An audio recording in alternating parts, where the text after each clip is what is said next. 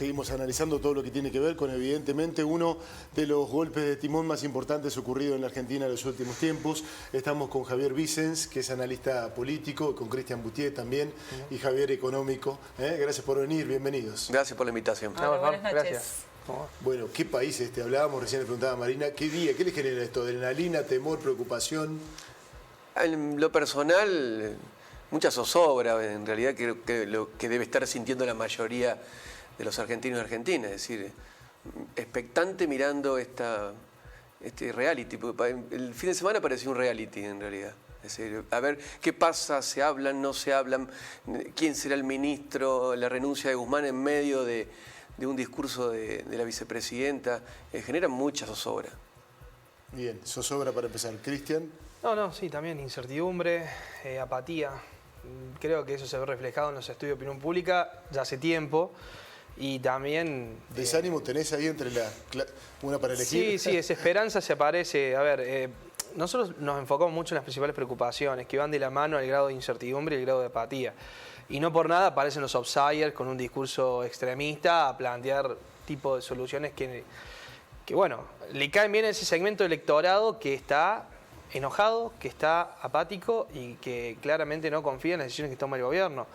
A ver, un gobierno puede funcionar bien o puede funcionar mal, con un programa económico, con decisiones. Lo que no puede hacer es tener internas absolutamente duras e insostenibles en el tiempo, como la quiso tener Alberto con Cristina, siendo el presidente y la vicepresidenta. Y este diálogo que tuvieron en base al nombramiento de la ministra de Economía, creo que puede ser el punto de partida a encontrar por lo menos 2 o 3 ejes como para entender una línea de conducción y una línea de gestión.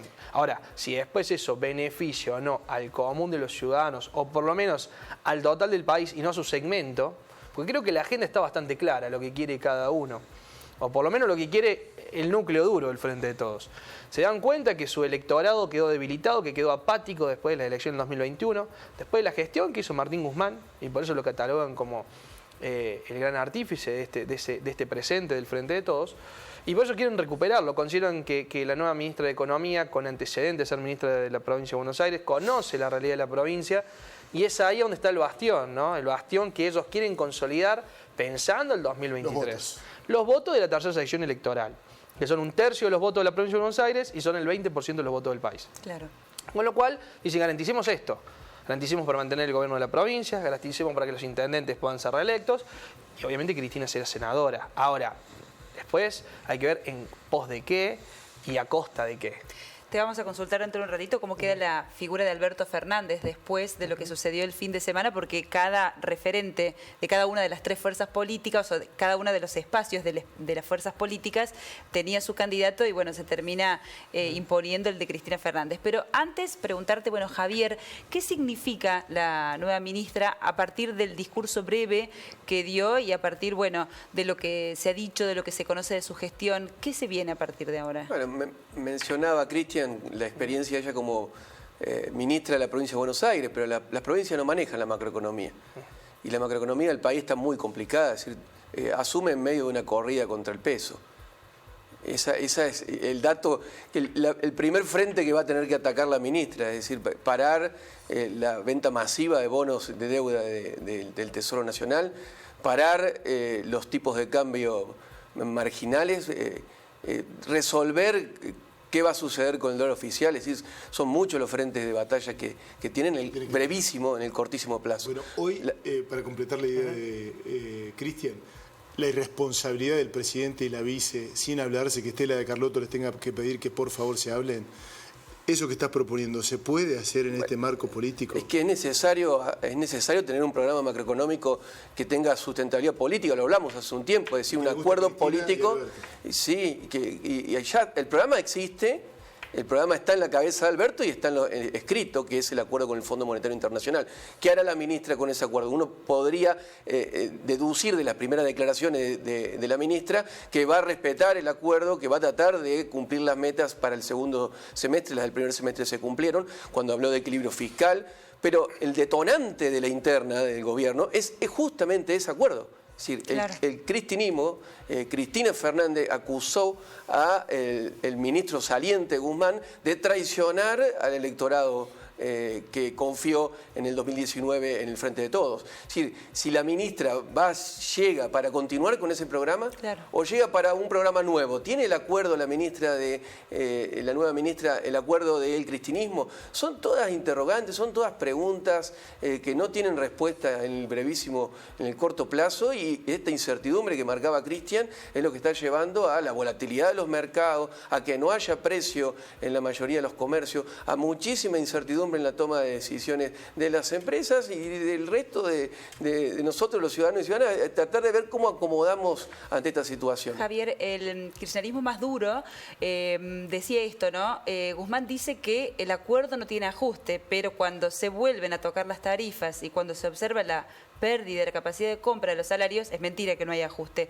Nosotros lo que nos consultamos y lo preguntábamos también a los especialistas más tempranos, ¿qué va a pasar con la economía real, con el salario y con la inflación? ¿Se supone que en esa línea también tiene que avanzar? Bueno, en realidad hoy estamos coqueteando con una inflación de 3 dígitos.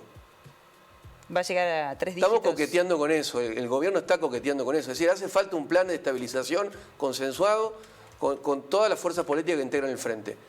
Porque las expectativas inflacionarias están desancladas, están desencajadas. Es decir, hoy nadie tiene precio, hoy todo es por las dudas, es más o menos. Es decir, hace falta eso en el cortísimo plazo, porque estamos coqueteando con una inflación de 3 dígitos. El frente cambiario hoy es el gran limitante, más allá del acuerdo con el fondo, el gran limitante para la actividad económica. Es decir, el Banco Central está sin reservas. El Banco Central tomó medidas la semana pasada de extrema para acumular las reservas para cumplir con el acuerdo con el fondo, que generan un enorme prejuicio a la actividad económica. Es decir, los importadores hoy no pueden acceder a los dólares necesarios para pagar las importaciones, y la Argentina consume muchos dólares en importaciones para sostener la actividad económica. Por cada punto del PBI que crece Argentina se estima que crecen 3 puntos las importaciones. Claro, todo un dato. Y después tenemos el dato energético.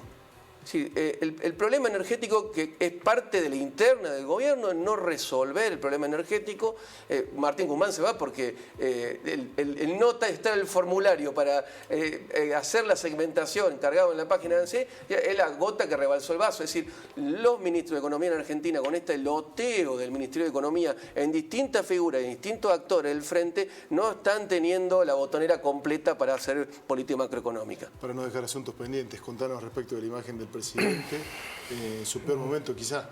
Sí, a ver, su peor momento fue a final del año pasado, tuvo una pequeña recuperación, pero de ahí en más se mantuvo en niveles muy bajos.